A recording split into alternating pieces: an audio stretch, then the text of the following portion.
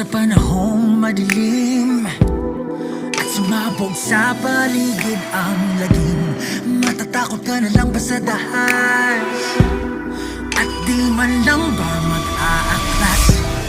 Kung ikaw may lakas at kaya mong baguhin bukas, tatakas na lang o magbabalangkas. Pag-asa hahayaan bang lumibas?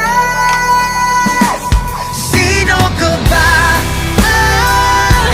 Mabuti o sama-sama makakapili ba? Kung ano ba ang mali? Sino bang dapat magsabi?